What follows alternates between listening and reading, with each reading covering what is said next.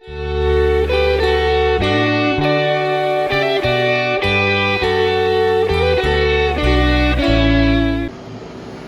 here again. Good morning for those of you who are listening to this message in the morning, and a good day for any of you who's listening to in a different time of the day.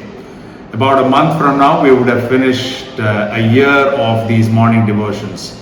So thanks to each one of us and each one of you who's been involved in this process. I am not going to take names for two reasons. One, it's going to be too long, and two, I think some of us are not comfortable with public praise, and that's perfectly fine. But I think each one of us who's been actively involved, especially those people who work daily to produce this, needs to be thanked. And above all, we need to thank God for this. It's been a huge blessing for me, and every time I have been blessed by a message, I've either told them privately or in a public group. And I'm pretty sure that's the same for many of us who listen to these devotions as best as we can. And of course, I'm looking forward to devotion 3 of our Bible quiz. So Barney, it's about time we start picking that ball and running with it, or getting someone else to do it. I'm all ready for that challenge, just like anyone else. All of us are ready for that challenge. Secondly, let me get into the devotion straight. If I ask the question, have we played God? All of us will say no. But let me challenge that. But before I challenge it, let me also give a small disclaimer that this is not originally my idea. This is based on an article that I read about a Western missionary who served for many years in Cambodia. Based on some of the questions he was asking, I wanted to ask this question to ourselves: have we played God? Possibly all of us will say no as an immediate response, but let's challenge that for a moment. Three most common attributes of God that we talk about, and one of the first things we learn in Sunday school is God is omniscient, God is omnipresent, and God is omnipotent. All-knowing, all-present, and all-capable. Let's look at that, each one of those things, to see if we have done these things, are guilty of these, to be playing God. Omniscient.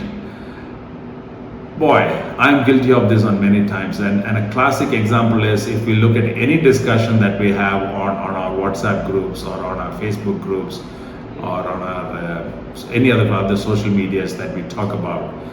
Many of us would like to have the last word. We will never want to give up on a discussion or accept that there are certain things that we are not aware of. Boy, I struggle with that so much, and I know several of us also struggle with that. We tend to act as if we know everything, and of course there's some psychological term for that, but it slips my mind now. But let's want to look at that. We tend to be acting as people who know everything. The reality is we don't, and I think we need to realize that. And omnipresent.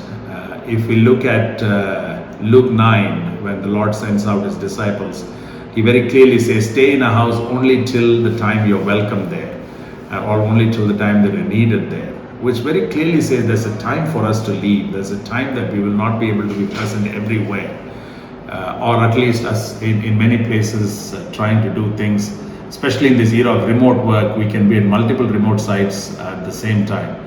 But the reality is a lot of our marital discord, or a lot of our discords in the family comes because we're not able to give time to the family, because we're trying to be in multiple places at the same time. It's about time we challenge that and believe that we are not capable of being present everywhere, even with the technology available.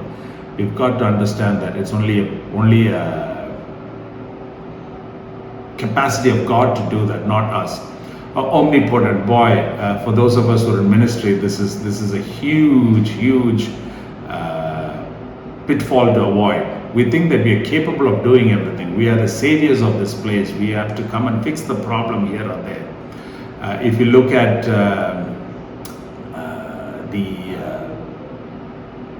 Moses' story, when he was supposed to go talk to the rock, the bloke thinks that he's capable of doing everything and whacks the rock, and we know where that ended up for Moses. Moses didn't enter the promised land. Many times we tend to think that we are capable of doing everything, especially those of us who are multi-talented in singing, preaching, hospitality, And if we have many talents, then we tend to think that we are capable of doing everything. The reality, my brothers and sisters, we are not. So it's about time we stop playing God and be human beings. I think we've got to come to a place of humility, submission, and total surrender to God, saying that He is the only Lord, who is only the one who is capable of being omnipotent, omnipresent, and omniscient. The rest of us all are mere mortals who can only be available at one place, have limited knowledge, are capable of only doing limited things. God bless us to help us to be human and stop playing God. May the Lord bless each one of us as we continue to be disciples of His and a witness of His in this hurting world. Thank you.